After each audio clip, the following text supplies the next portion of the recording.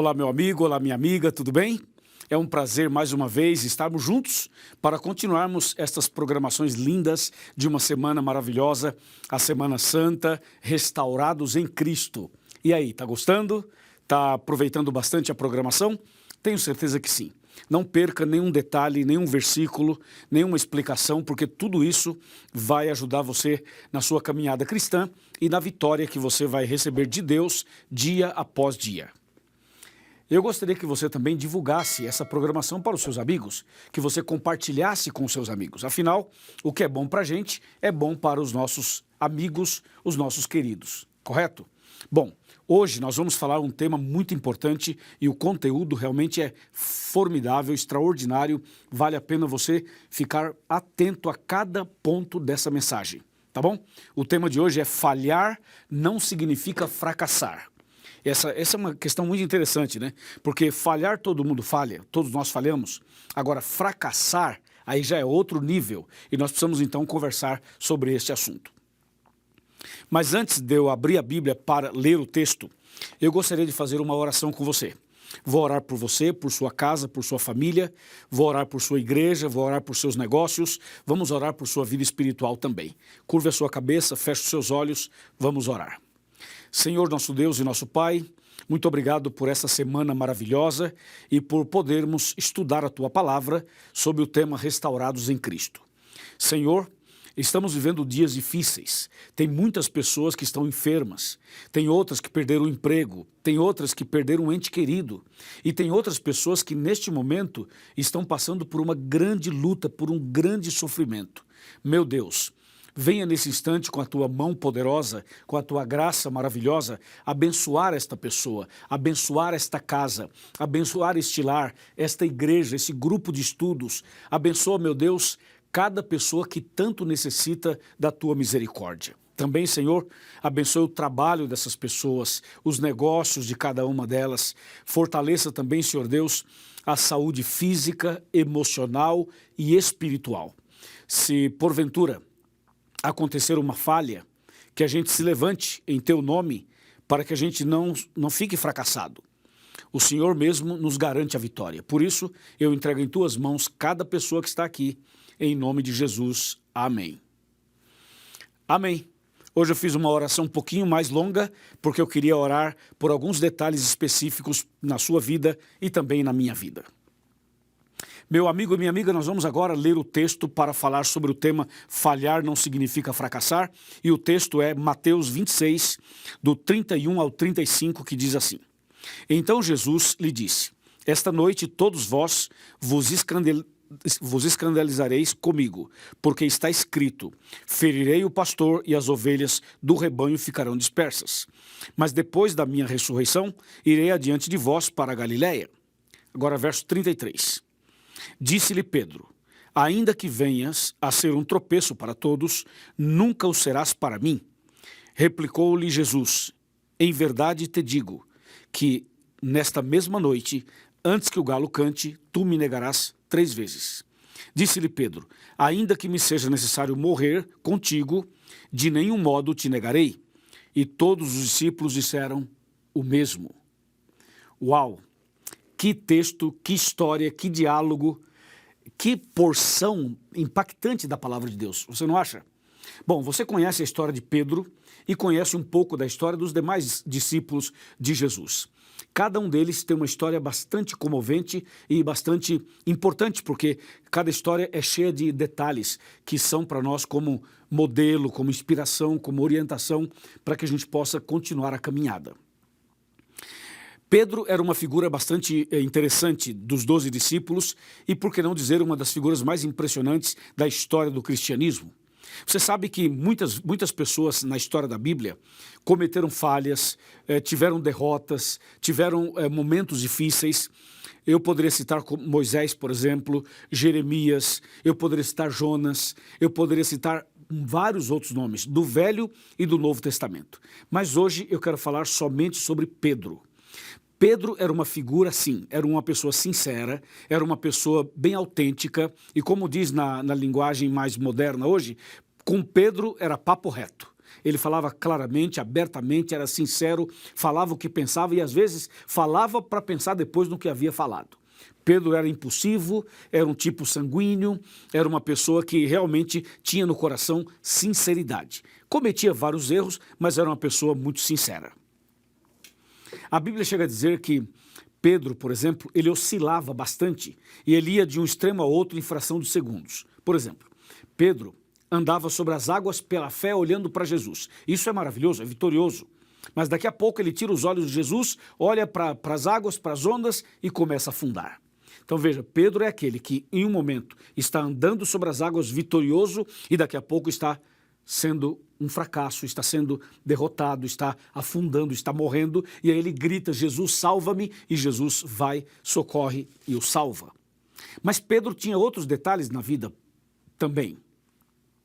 Por exemplo, quando Jesus fazia uma pergunta, o primeiro a responder era Pedro. Ele sempre respondia assim, rapidamente, em primeiro lugar. Mas Pedro, ele tinha as oscilações.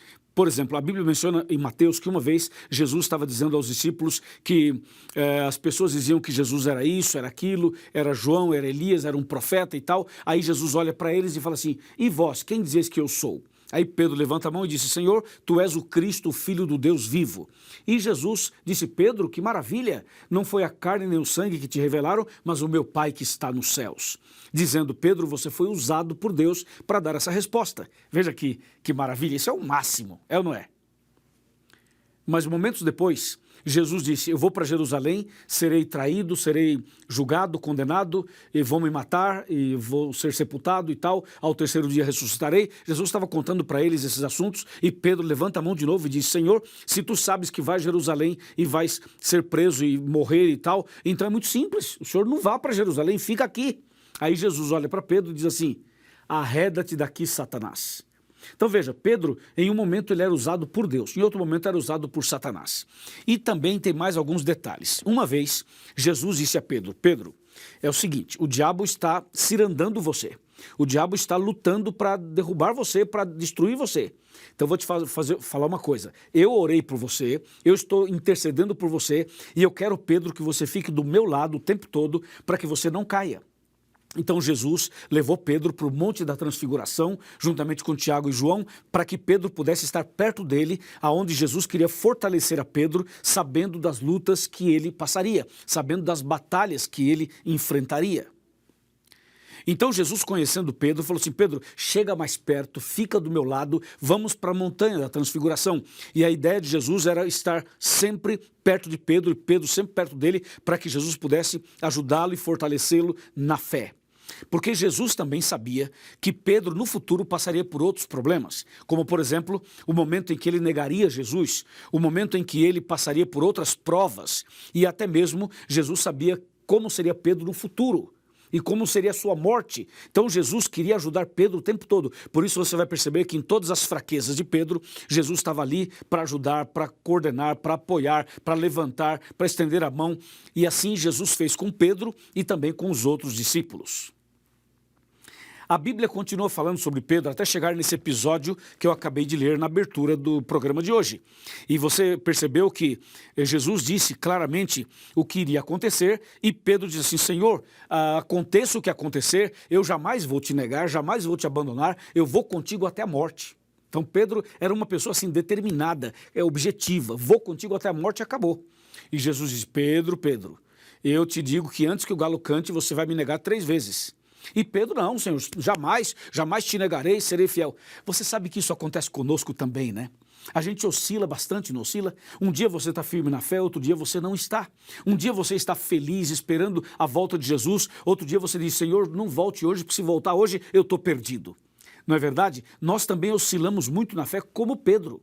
E nós também queremos ser fiéis, queremos andar com Jesus, queremos obedecer os mandamentos, queremos ir para o céu. A gente tem esse desejo no coração, mas às vezes a força carnal, às vezes a natureza pecaminosa, isso que tem dentro do ser humano, muitas vezes fala mais alto e muitas vezes você oscila, não é verdade? Oscila espiritualmente, não é mesmo? Eu estou falando para alguém que, como Pedro, passou por momentos difíceis. Estou falando com você que já prometeu ser fiel tantas vezes e não foi. Estou falando com você que já decidiu voltar para a igreja e não conseguiu. Estou falando com você que é da igreja, mas você oscila demais, você sabe que tem uma fraqueza, tem um pecado guardado, um pecado escondido, e você diz, pastor, eu queria muito ser forte, vencer, mas eu não consigo. Então veja, a história de Pedro é parecida com a sua história. E Pedro finalmente chegou a passar pela experiência que Jesus havia dito. Veja, Jesus foi preso, de fato, como havia sido dito. E Pedro, então, acompanhou Jesus de longe, vendo todo o processo da prisão de Jesus, a forma como Jesus estava sendo conduzido e maltratado, e Pedro de longe.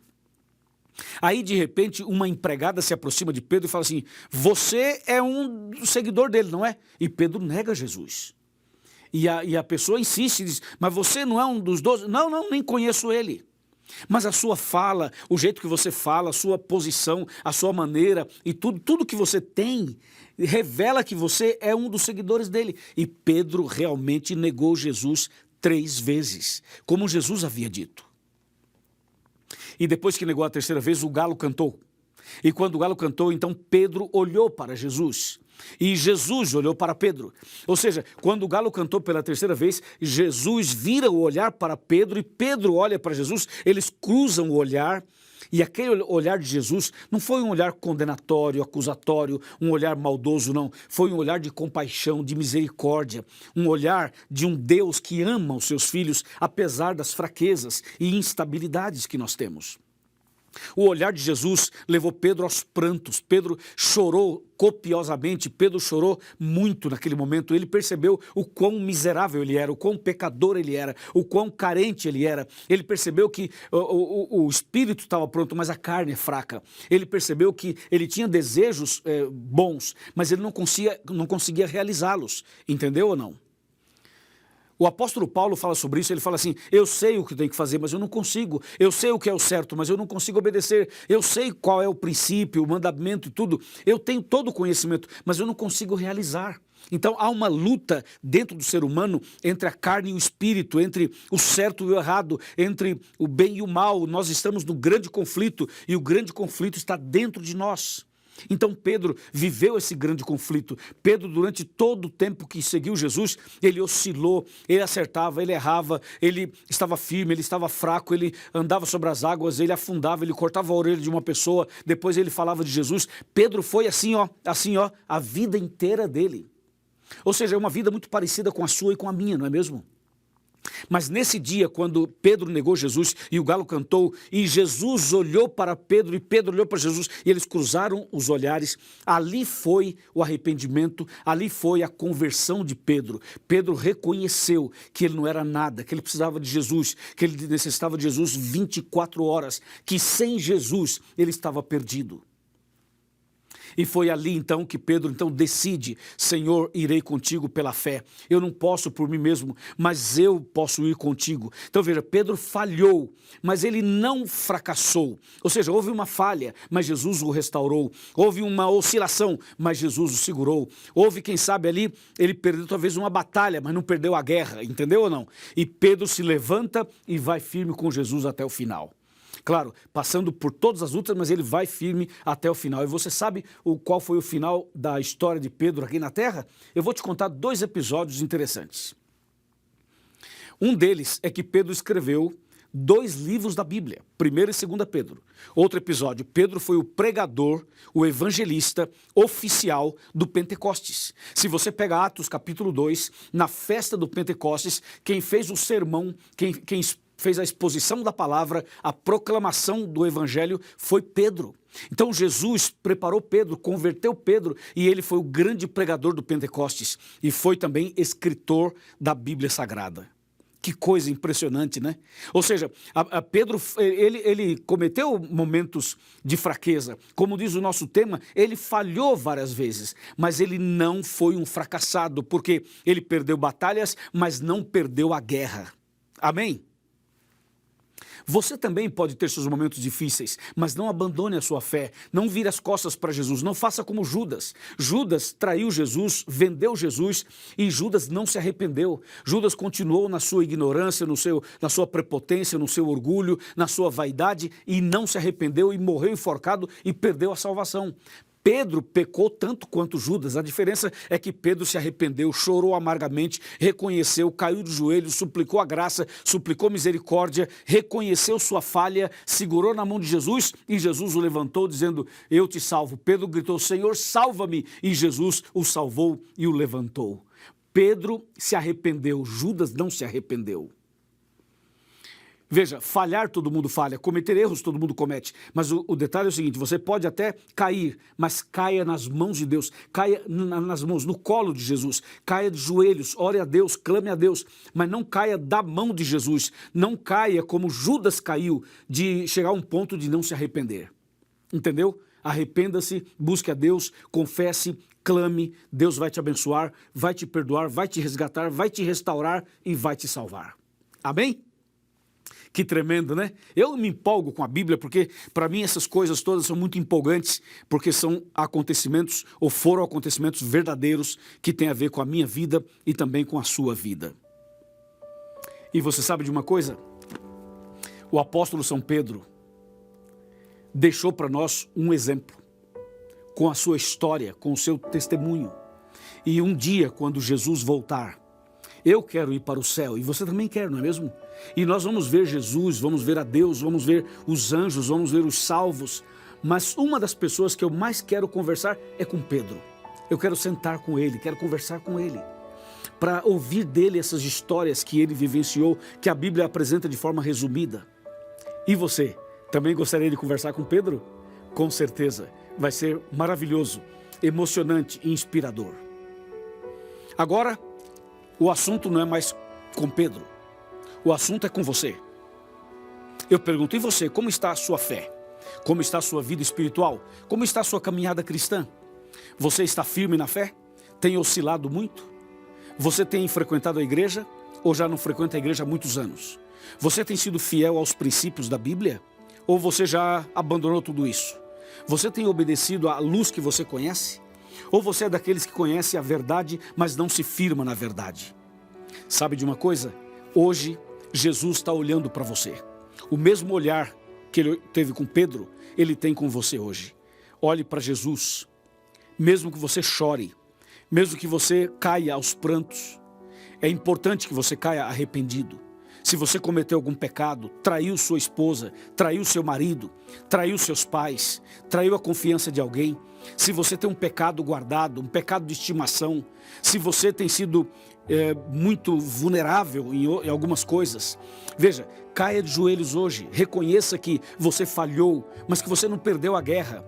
Entenda que Jesus está do seu lado. Ele pode estender a mão e levantar você. Ele pode levantar a mão e abençoar você. Hoje mesmo, aqui e agora, Ele pode fazer um milagre na sua vida, como Ele fez na vida de Pedro.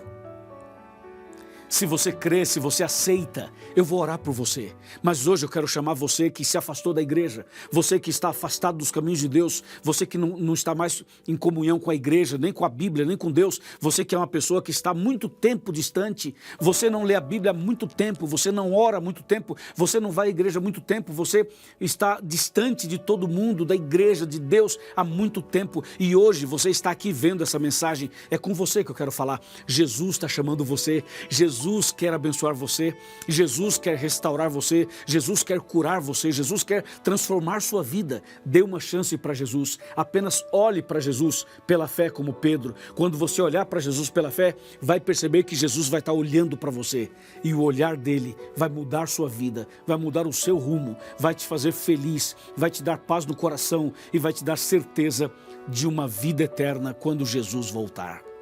Você aceita? Você quer que eu ore por você? Você quer voltar para os braços de Jesus agora mesmo? Você quer nascer de novo, recomeçar? Então agora eu peço a você que ore comigo, para que Deus te abençoe poderosamente. Então, eu quero pedir a você agora que coloque a mão sobre o seu coração, como eu estou com a minha aqui. Põe a mão sobre o seu coração, feche os seus olhos, que eu vou orar por você. Querido Deus, muito obrigado por essa mensagem e agora com a nossa mão sobre o coração, queremos dar o coração para o Senhor. Queremos dar a nossa vida para o Senhor. Queremos entregar tudo nas tuas mãos. E assim como o Senhor olhou para Pedro, olhe para essa pessoa agora. Olhe para esse homem, para essa mulher, para esse jovem, para esse irmão, para essa irmã, para essa pessoa que esteve afastada dos teus caminhos e hoje está aqui conosco. Senhor, eu entrego essa pessoa nas tuas mãos. Realiza um milagre no coração dela, na vida dela, na família dela. Em nome de Jesus. Amém.